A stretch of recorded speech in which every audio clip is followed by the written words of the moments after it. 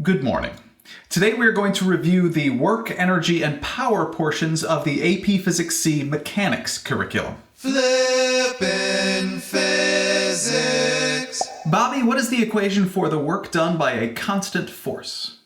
Work done by a constant force equals the dot product of the force doing the work and the displacement of the object. Or force times displacement times the cosine of the angle between the force and the displacement using only the magnitudes of the force and displacement vectors. That's what the dot product means. Yeah. Work is a scalar. Let's do a simple example. If the force acting on an object is 2.7 I minus 3.1 J newtons, and the displacement of the object is 4.6 I meters, Billy, what is the work done by the force on this object? Well, work equals the dot product of force and displacement, so it equals the dot product of 2.7 I minus 3.1 J and 4.6 I plus 0 J.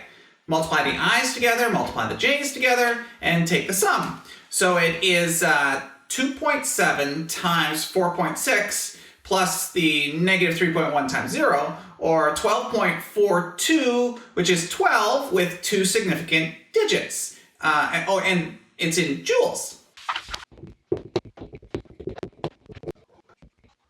Notice the dot product multiplies the component of the force which is in the direction of the displacement of the object with the displacement of the object. In this particular case, the component in the direction of the displacement of the object is 2.7 newtons multiplied by the displacement of the object of 4.6 meters. The component normal to the direction of the displacement, in this particular case 3.1 newtons in the negative y direction, does no work on the object, again because it is at a 90-degree angle to the displacement of the object. And yes, Billy, the units for work are joules. Bobby, what is a joule? A joule is a newton times a meter. And a newton is a kilogram meter per second. Squared. Oh yeah, a newton is a kilogram meter per second squared. The work done by a force which is not constant uses a different equation. That work is equal to the integral from position initial to position final of the force with respect to position. And this is called a definite integral, which simply means the integral has limits, in this particular case from the initial position to the final position. Bo, the derivative represents the slope of a function. What does the integral, or what we also call the antiderivative, represent? An integral or antiderivative represents the area under the curve, and the area under the curve means the area between the curve and the horizontal axis. And area above the horizontal axis is positive, area below the horizontal axis is negative. Notice how we have two different equations for work. We use one equation for work when the force is constant, and we use a different equation for work when the force is not constant, and that equation uses an integral. This is going to happen a lot in this class, where we use one equation when the item does not vary, and we use a different equation for that same item when that does vary, and that equation uses an integral. And please pay attention to that. All right, now let's talk about the force caused by a spring, Hooke's law. The force of a spring equals negative kx. Bobby, could you please clarify all of these letters? K is the spring constant, and it is a measure of how much force it takes to compress or expand the spring per meter. Delta x is the displacement of the spring from equilibrium position or rest position, which is where the spring would be if it were not being compressed or elongated. The negative has to do with the direction of the force of the spring. It means the force of the spring is opposite the direction of the displacement of the spring. And the units for the spring constant are usually Newton meters. Actually, it's newtons per meter. The spring constant is in newtons per meter. Joules are newtons times meters. Thanks. I always mess that up. You are welcome. Billy, which of the two work equations do we use when determining the work done by the force of a spring? Well, that would depend on whether the force caused by a spring is constant or varies. The force caused by a spring changes with position, so it is not constant. Right. Therefore, the work done by a spring equals the integral from position initial to position final of the force of the spring with respect to position. Bobby, please determine the work done by a spring. Well, the equation for the spring force is the negative of the spring constant times the displacement from equilibrium position. The integral of x to the first power with respect to x is x squared over 2. So we have negative kx squared over 2 from position initial to position final. Substituting in our limits gives us way too many negatives. So I'm going to factor out a negative 1. And 1/2 kx squared is elastic potential energy. So that is the negative of elastic potential energy final minus elastic potential energy initial, or the negative of the change in elastic potential energy of the spring. The work done by a spring force equals the negative of the change in elastic potential energy of the spring. That's pretty cool.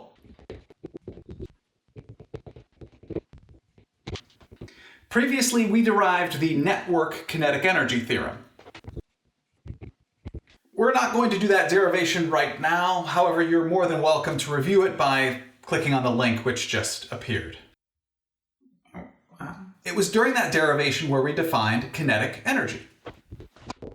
Kinetic energy equals 1/2 times the mass of the object times the velocity of the object squared. The AP equation sheet just uses the capital letter K. I prefer capital KE so that you don't confuse the spring constant with kinetic energy. Gravitational potential energy equals the mass of the object times the acceleration due to gravity times h, the vertical height above the horizontal zero line. And please don't ask me why the symbol for gravitational potential energy is a capital U. I don't know. Please remember, whenever you use gravitational potential energy, you have to identify the horizontal zero line. This is the reference line for the vertical height h. Now, the equation on the AP equation sheet is instead in terms of the change in gravitational potential energy. Okay, energy can neither be created nor can it be destroyed. Therefore, in a system which is not isolated, the change in energy of the system equals the sum of the energy which is transferred into or out of the system. Bo, this is important. Could you please review it for us? Sure. When we have a non-isolated system, which means a system which is receiving energy or having energy taken away from it, the change in energy of the system equals the addition of all the energy which is transferred into or out of the system. It actually makes a lot of sense if you think about it, because you cannot create or destroy energy. The energy has to come from or go somewhere. Right. Now, if the system is isolated, then no energy is transferred into or out of the system. Therefore, the change in energy of the system must be 0. The change in energy of the system equals the change in mechanical energy of the system plus the change in internal energy of the system, which add up to 0. The change in internal energy of the system equals the negative of the work done by non-conservative forces. And remember, the work done by a conservative force does not depend on the path taken by the object, and the work done by a non-conservative force does depend on the path taken by the object. Therefore, the work done by non-conservative forces equals the change in mechanical energy of the system.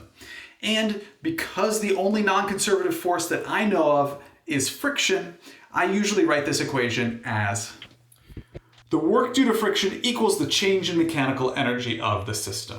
And remind me, Bobby, what needs to be true for the work due to friction to be equal to the change in mechanical energy of the system? There needs to be no energy transferred into or out of the system. The system needs to be isolated. Right. And don't confuse the work due to friction equals change in mechanical energy equation with the net work equals change in kinetic energy equation. They do look similar. Right. Network equals change in mechanical energy is not the same as work due to non-conservative forces equals change in mechanical energy.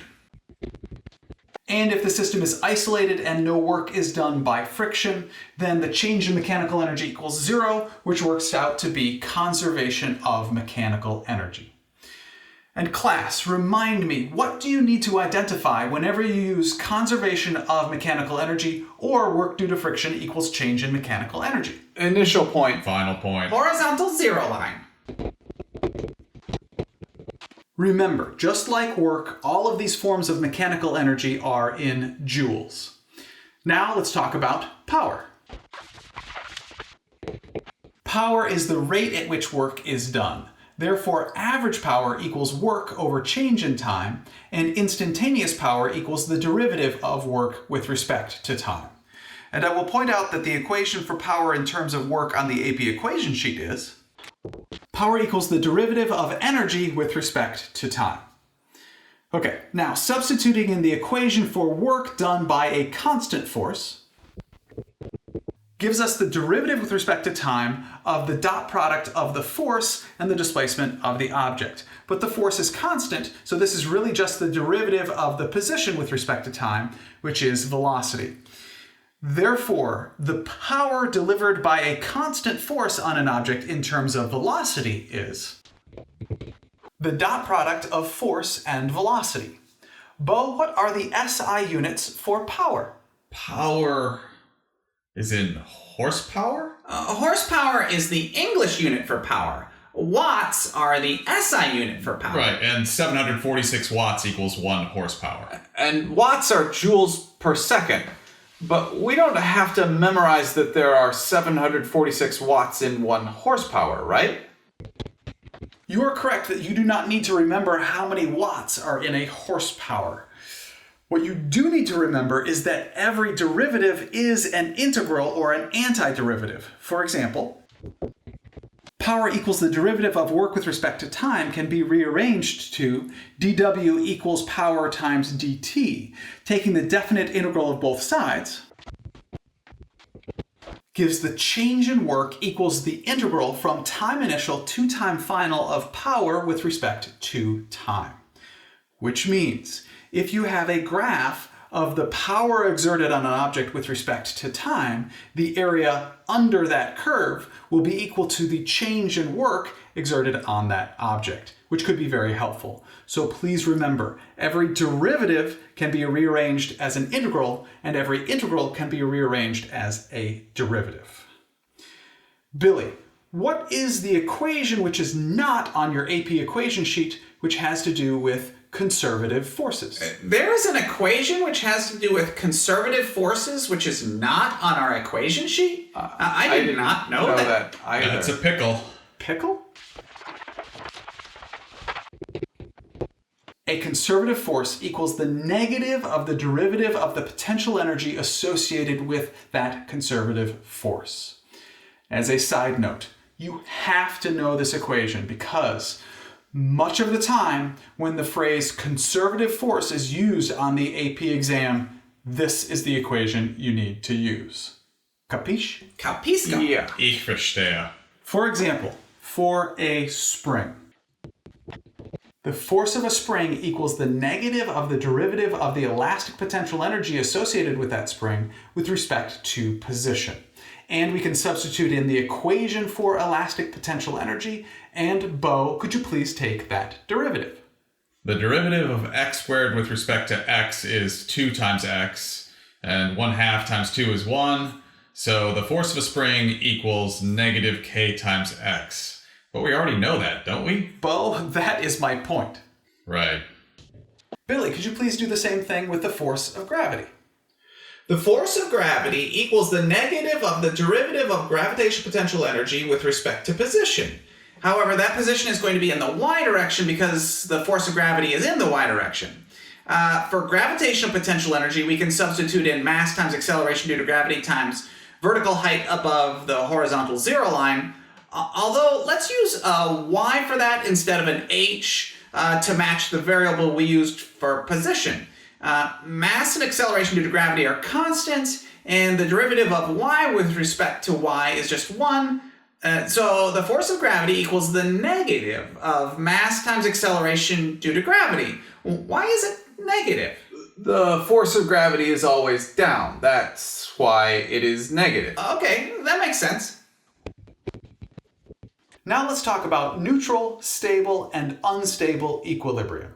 This ball is in neutral equilibrium because the gravitational potential energy of the ball remains constant regardless of its position. So the graph of the gravitational potential energy of the ball with respect to position is a horizontal line because the gravitational potential energy is constant. This water bottle is in stable equilibrium because its gravitational potential energy increases as its position moves away from the equilibrium position. This is because the center of mass of the water bottle goes up as the position goes away from equilibrium. In other words, the water bottle naturally returns back to the equilibrium position when it loses gravitational potential energy. This dry erase marker is in unstable equilibrium because its gravitational potential energy decreases as its position moves away from the equilibrium position. This is because the center of mass of the dry erase marker goes down as the position goes away from equilibrium. In other words, the dry erase marker naturally moves away from the equilibrium position when it loses gravitational potential energy. That completes my review of work, energy, and power. Next, feel free to enjoy my review of integrals in kinematics for AP Physics C, or you can visit my AP Physics C review webpage. Thank you very much for learning with me today. I enjoyed learning with you.